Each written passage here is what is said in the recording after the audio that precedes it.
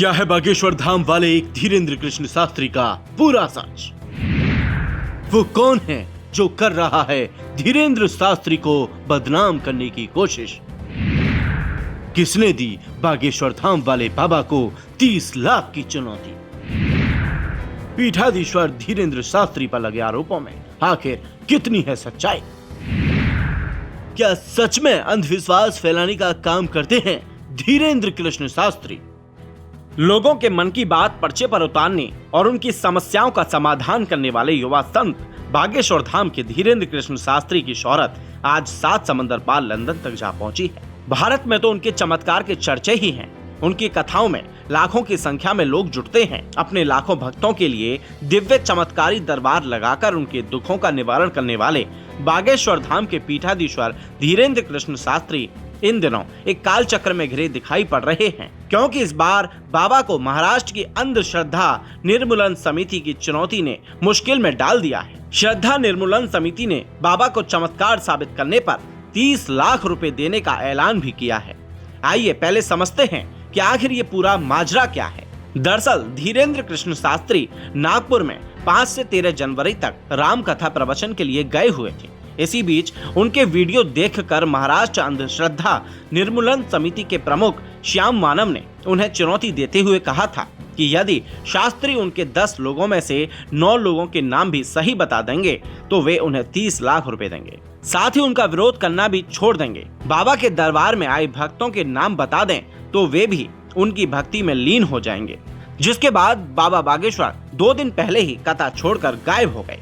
अगले दिन वो रायपुर में दरबार में कथा सुनाते हुए नजर आए। इस कथा के दौरान उन्होंने श्याम को चुनौती भी दी।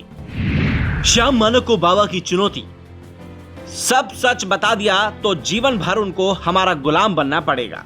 अगर हमने नहीं बताया तो हम अंधविश्वासी हो गए। यदि बताया तो जीवन भर आपको बागेश्वर धाम पर पानी भरना पड़ेगा और हम ये करवा भी लेंगे। तुम बस दरबार में आओ। जिसके बाद नागपुर की इस घटना को लेकर सोशल मीडिया पर बाबा को काफी ट्रोल किया जा रहा है। यूजर्स कहते हैं कि अगर बाबा सच्चे हैं तो उन्होंने नागपुर में ही चुनौती क्यों नहीं एक्सेप्ट की? क्या चमत्कार सिर्फ रायपुर में ही देखने को मिलेगा? जिसके बाद बाबा का एक वीडियो सामने आया है और इस वीडियो में धीरेन्द्र कृष्ण शास्त्री खुद को चमत्कारी बाबा से मानने से इनकार करते हुए खुद को सिर्फ बागेश्वर बालाजी के चरणों का सेवक बताते नजर आ रहे हैं। सनातन धर्म के लिए घर वापसी का मुद्दा उठाया, तब से आए दिन षड्यंत्र लगातार किए जा रहे हैं। हमें डिगना नहीं है, रुकना नहीं है। बस आप लोगों से प्रार्थना है कि अब आपको बहुत सक्रिय होना है और आपको दीपक ये बुझने नहीं देना है। और नागपुर वाले विषय पर उन्होंने कोई भी लीगली चुनौती नहीं दी, न कार्ड भेजा। हमने उनको रायपुर आह्वान किया तो दूध का दूध पानी का पानी हो जाएगा। लेकिन नागपुर वाले विषय में हम समिति के अध्यक्ष से कहेंगे, कभी आपने पादरी के ऊपर उंगली क्यों नहीं उठाई? वो जो धर्मांतरण करते हैं उसके ऊपर आपने उंगली क्यों नहीं उठाई? हम कभी भी अंधविश्वास नहीं फैलाते।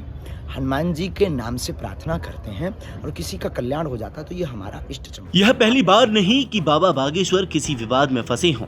इससे पहले भी बाबा न जाने कितने विवादों में फंसे और आराम से निकल गए। बाबा बागेश्वर जिस भी राज्य या शहर में प्रवचन देने के लिए जाते हैं वहाँ उनके भक्तों की कतार लग जाती है। शायद यही वजह है कि बाबा बागेश्वर के लिए लोगों की जो लोकप्रियता है वो कुछ लोगों की आंखों में खल रही है। बाबा बागेश्वर की महिमा को कम करने के लिए लोग तरह तरह के जतन कर रहे हैं जो हर बार नाकाम हो रहा है। यह सिलसिला अभी से नहीं कई सालों से चल रहा है। इन्हीं लोगों को जवाब देने के लिए एक बार अपने दरबार में बैठे भक्तों से बाबा बागेश्वर ने पूछा था कि क्या हनुमान जी को मानना पाप है? कल को ये अंधविश्वासी लोग कह देंगे तुम अपने बाप को मत मानो, उसे अंधविश्वास कह देंगे। चादर चढ़ाना श्रद्धा है लेकिन बालाजी को नारियल बांधना अंधविश्वास है। वाह रे भारत, यहाँ मोमबत्ती जलाना तो आस्था है लेकिन हनुमान चालीसा का उपाय बताना अंधविश्वास।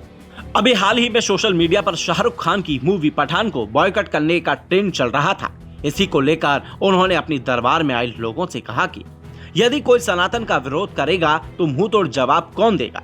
यदि कोई सनातन के खिलाफ मूवी बनाएगा तो बॉयकॉट कौन कौन करेगा? बाबा धीरेन्द्र शास्त्री ने वहां मौजूद अपने भक्तों से हाथ उठवाकर इसका समर्थन भी करवाया। तो कहीं न कहीं बाबा बागेश्वर भी अब समझ चुके हैं कि अपनी इमेज और पॉपुलैरिटी को सलामत रखने के लिए भक्तों के दिलों में उनके लिए श्रद्धा की लौ को कैसे जलाए रखना है। लेकिन नागपुर से बिस्तर बांधकर रायपुर में दरबार लगाने का कॉन्सेप्ट बाबा बागेश्वर के लिए गलत साबित हो रहा है। दरअसल इन दिनों छत्तीसगढ़ में धर्मांतरण की आग धधक रही है, जिसकी चपेट में यहाँ के मुख्यमंत्री भूपेश बघेल से लेकर कई बड़े कांग्रेसी नेता तक आ चुके हैं। तो वहीं इसे लेकर आदिवासी समाज और ईसाइयों के बीच कई बार आपस में लड़ाई की खबरें आती रहती हैं।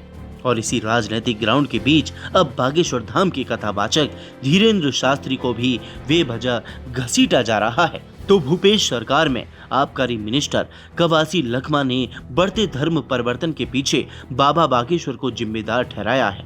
आबकारी मिनिस्टर ने बाबा बागेश्वर को चैलेंज देते हुए कहा है, मैं पंडित धीरेन्द्र शास्त्री को चुनौती देता हूँ। धर्मांतरण के मामले नहीं बढ़ रहे हैं।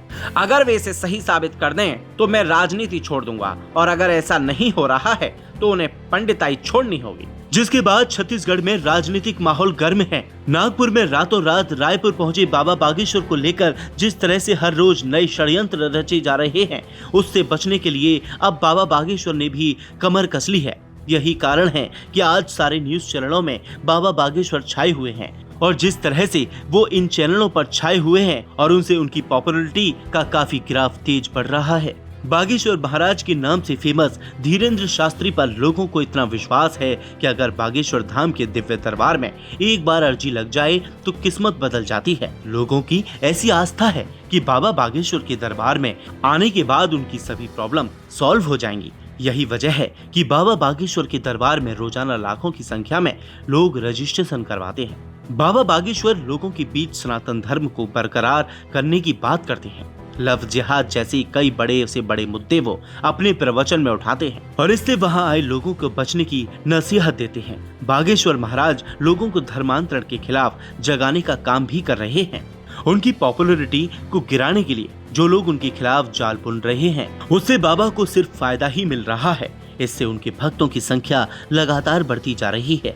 आस्था पर विश्वास और अंधविश्वास पर आपकी क्या राय है, हमें कमेंट बॉक्स में जरूर बताएं। ऐसे ही वीडियो को देखने के लिए हमारे चैनल पॉलिटिकल जंक्शन को सब्सक्राइब जरूर करें।